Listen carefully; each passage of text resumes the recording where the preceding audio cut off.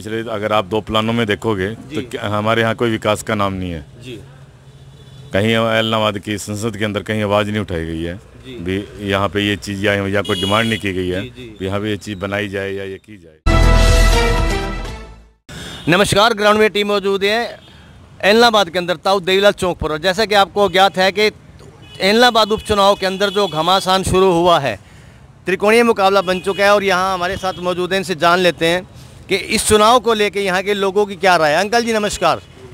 उपचुनाव आ गया ऐलनाबाद के अंदर, कांग्रेस है, बीजेपी है, इनेलो है, किसे जीत का दावेदार मानते हैं? बीजेपी को गोविंद कांडा को।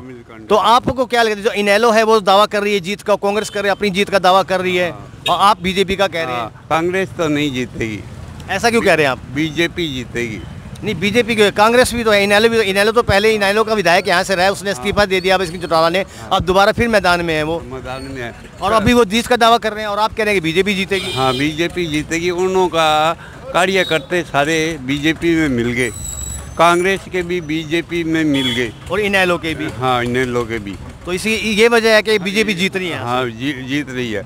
जब उन्हों का दफ्तर में उद्घाटन हुआ था, 40 गाड़ी आई थी सर से भर के जी। हाँ, तो मिलिट्री ने घेर ली, जनता ना लाठियाँ ले लेके उन्हों को दफ्तर के अंदर। क्या नाम अंकल जी आपका? मेरा नाम सुभाष है।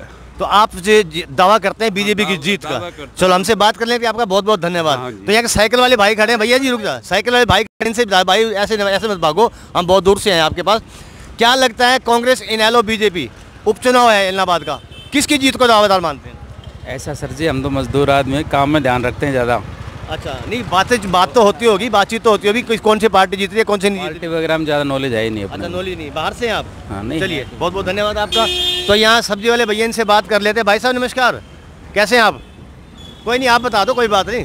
किसे जीत का दावेदार मानते हैं, इनेलो, बीजेपी, कांग्रेस? बता दो। बताओ तू कर दे। हाँ भैया, हम बीजेपी को ही दावेदार मानते हैं। सरकारी काम जितने भी हैं बड़ी अच्छी तरीके बीजेपी ही कर रही है। इसका शासन जो है नरेंद्र मोदी जी है। लेकिन अबे चौटाला तो यहाँ से पहले भी विधायक रहे हैं और अब वो फिर दावा कर रहे हैं कि जीत उन्हीं की है। जीत तो उन्हीं की बता रहे हैं, लेकिन यहाँ पर कोई काम नहीं हो रहा है ढंग से। अच्छा। उनकी सरकार में कोई काम बढ़िया हो ही नहीं रहा यहाँ पर। अच्छा। जो अच्छा काम, सरकारी नौकरी निकालना काम बीजेपी ही कर रही है, इसलिए हम उन्हीं को ही दावेदार समझते हैं। तो आप बीजेपी की जीत का दावेदार मानते हैं। चलिए, सामने है एक और दुकान है यहाँ सब्जी की, उनसे पूछे, सामने बात कर लेते हैं। नहीं भाई साहब, थोड़ा सा हम बहुत दूर से हैं और आपसे उम्मीद लेके आए हैं, थोड़ा सा आप लोकल हैं यहाँ के, हमें यही जानना है कि यहाँ जीत का दावेदार किसे मानते हैं? सर, राजनीतिक से हम दूर हैं। नहीं, दूर तो हुआ, फिर भी यहाँ के रहने वाले हैं, आप लोकल हैं, आपको ये तो पता होगा ना कि कौन सी पार्टी जीत रही है उपचुनाव के अंदर? उपचुनाव के अंदर जीत के अंदर बीजेपी पार्टी को ही जीत दिलानी चाहिए, ताकि आने वाले समय में यहाँ की तरक्की हो सके, यहाँ का कार्य विकास कार्य हो सके। क्योंकि ऊपर की जो सरकार है वो बीजेपी की है।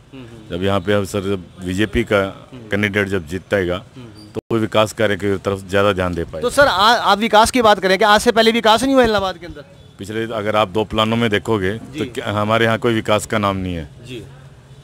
कहीं ऐलनाबाद की संसद के अंदर कहीं आवाज़ नहीं उठाई गई है भी यहाँ पे ये चीज़ या कोई डिमांड नहीं की गई है भी यहाँ पे ये चीज़ बनाई जाए या ये की जाए, और ना ही 2 प्लानों में कुछ चीज़ बनी है। सर, एक सवाल आपसे छोटा सा, आप बुद्धिजीवी व्यक्ति लग रहे हैं मुझे। अभय चौटाला जी ने यहाँ से इस्तीफा देके किसानों की फेवर में और दोबारा उपचुनाव यहाँ करवा दिया, क्या लगता है इस उपचुनाव के बाद दोबारा जीत पाएंगे वो? जीत का तो शेर का कुछ नहीं कह सकता हूँ मैं, बट लेकिन उन्होंने इस्तीफा देके जब किसानों का साथ दिया है, आज भी साथ देना चाहिए और उनको खड़े ही नहीं होना चाहिए। अच्छा, खड़ा इसलिए नहीं होना। ऐसा क्यों कह रहे हैं आप? ऐसा क्यों कह रहे हैं? आज आकर दोबारा खड़े होते हैं, किसानों के फिर पक्ष में जाएंगे, फिर वो उन्होंने वही डिमांड है भी हमारे वहाँ पे आवाज़ उठाओ। वो रह करके सरकार में काम करवा सकते थे, जब इन्होंने इस्तीफा दे दिया तो जीतने के बाद भी तो फिर दोबारा इस्तीफा देना पड़े। इस बात से थोड़ी नाराजगी लग रही है आपके अंदर, क्या बात है? नहीं, नाराजगी कोई नहीं है जी, मतलब एक तरीके की बात है, एक सिस्टम की बात। यानी कि आपको ये तरीका पसंद नहीं आया? अगर आप साथ दे रहे हो, कहने का मतलब ये है कि वो विधानसभा में रहकर विधायक रहकर आवाज उठा सकते थे, उनका साथ पक्ष दे सकते थे, उनकी अपनी एक विचारधारा रख सकते थे। उन्होंने इस्तीफा दिया तो फिर आज फिर वही चुनाव वहीं उसी सीट के लिए वो लड़ रहे हैं। तो वो सीट, तो क्या लगता है आपको उनको कैंडिडेट नहीं होना चाहिए इस बार? फिर उस सीट को छोड़ना ही नहीं चाहिए था इनको। अब विधायक तो पहले थे ही, वो पहले थे, आज भी विधायक के रूम में ही वो दोबारा आना चाह रहे हैं, तो वो फिर वो सीट क्यों छोड़ी उन्होंने। चलिए सर, आपसे बात करके हमें बहुत अच्छा लगा और आपसे बात की बहुत बहुत धन्यवाद सर, आपका बहुत बहुत शुक्रिया। तो यहाँ देख सकते हैं आप कि जो बीजेपी की जीत के दावेदार किए जाए। भाई साहब नमस्कार, कैसे हैं आप सर? और ठीक हो? बीजेपी कांग्रेस इनेलो उपचुनाव है, यहाँ तीनों पार्टियाँ मैदान में हैं, त्रिकोणीय मुकाबला ही माना जा रहा है। किसे जीत का दावेदार मानते हैं? यहाँ तो बिल्लू भाई साहब का। बिल्लू भाई साहब कौन है भाई साहब? अबे चौटाला। अबे चौटाला जी। हाँ जी। अच्छा, उनको दावेदार मानते हैं। कुछ लोगों का कहना है कि उन्हें इस्तीफा नहीं देना चाहिए था, उन्हें चुनाव नहीं लड़ना चाहिए था, और बीजेपी को जीत का दावेदार बता रहे हैं। वो तो उनकी समझ की बात है, नहीं खड़ा होना चाहिए उनको कोई और। अबे चौटाला के सामने? हाँ, नहीं अबे सिंह चौटाला वो नहीं खड़ा होना चाहिए, और अपने और कैंडिडेट को खड़ा कर देता।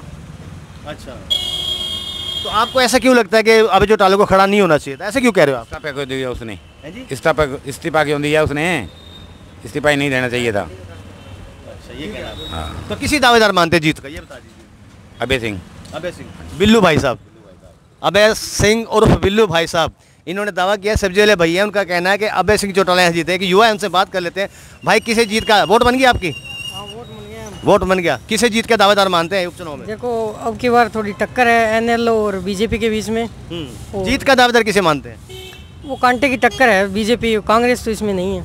कांग्रेस कहीं भी नहीं है? ऐसा क्यों कह रहे? कांग्रेस तो होगा, दावा करिए जीत का। नहीं, बीजेपी और इसमें टक्कर है अब की बार, गोविंद कांडा और इसमें। अच्छा, बीजेपी है और इनेलो में टक्कर है, जीत किसकी होगी? किसकी जीत मानते हैं? देखो बीजेपी निकल सकती है अब की बार। बीजेपी निकल सकती है। आपकी वोट बन गई भाई? नहीं बनी? चलिए, सपोर्ट किसे करेंगे, किसे पसंद करते हैं? बीजेपी को, कांग्रेस को, इनेलो को? युवा हैं आप? हम नहीं है इसमें पॉलिटिक्स में कोई इंटरेस्ट, किसी को नहीं पसंद करते। तो यहाँ देखा आपने, देवीलाल चौक है इलाहाबाद का, और हमने आपको दिखाया, लोगों की राय हमने जानी और लोगों ने अपनी राय रखी। सबके अलग अलग राय हैं। और यहाँ सामने देख सकते हैं आप, एक और दुकानदार है, इनसे ही बात करते हैं, बात कर लेते हैं इनसे। यहाँ हमारे साथ एक दुकानदार है। भाई साहब नमस्कार। सर कैसे हैं आप? बढ़िया ना, भगवान करे बढ़िया रहेंगे। इनेलो, कांग्रेस, बीजेपी उपचुनाव इलाहाबाद का आ गया सर, किसे जीत का दावेदार मानते हैं आप? लोकल हैं यहाँ के।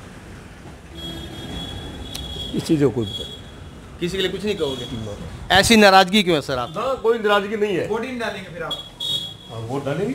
तो किस पार्टी को वोट देंगे? मौके की बात है। अच्छा, साइलेंट अभी है। फिर भी सर इतना बता दीजिए बस, जीत के दावेदार किस पार्टी को मानते हैं? बीजेपी को, इनेलो को, कांग्रेस को? कौन सी पार्टी जीत सकती है? जैसे कि अभी जो चौटाला ने इस्तीफा देकर दोबारा मैदान में आए हैं इलाहाबाद के, किसे जीत का दावेदार मानते हैं? इतना बता दीजिए बस। ये भी नहीं बताएंगे? नहीं, ये भी साइलेंट है। बता दो भाई साहब। ओ नहीं तो भाई साहब पत्ते नहीं खोलना चाहते। भाई साहब जो साइलेंट मोड पे वोट डालेंगे, और भाई साहब है साइलेंट मोड पे उन्होंने बताया कि मैं किसी की जीत का दावा नहीं करता। तो यहाँ देख सकते हैं आप, इलाहाबाद के अंदर ग्राउंड मीडिया की पूरी टीम मौजूद है। लगातार पिछले 10 दिनों से, जैसे ही चुनाव की तारीख फिक्स हुई थी 30 अक्टूबर और 2 तारीख को नतीजे आने, उसी के मद्देनजर 10 दिन से लगातार कार्रवाई दिखा रहे हैं। और लोगों की जो राय दिखाई हमने आपको, आप देख सकते हैं कि सबकी अलग अलग राय है, लेकिन जो राय है वो राय किस की सही कब बैठेगी, वो 2 तारीख की शाम को ही पता लगे। तो आप जुड़े रहिए, बने रहिए ग्राउंड मीडिया के साथ। हम लगातार इलाहाबाद उपचुनाव के जो तस्वीरें हैं, जो राय है लोगों की, आप तक पहुंचाने का काम करेंगे। ग्राउंड मीडिया से मैं हरीश कपूर अपने कैमरामैन सहयोगी इंतजार आलम के साथ इलाहाबाद के ताऊ देवीलाल चौक से। राष्ट्र निर्माण की जानकारी के लिए ग्राउंड मीडिया चैनल को सब्सक्राइब करें और शेयर करें।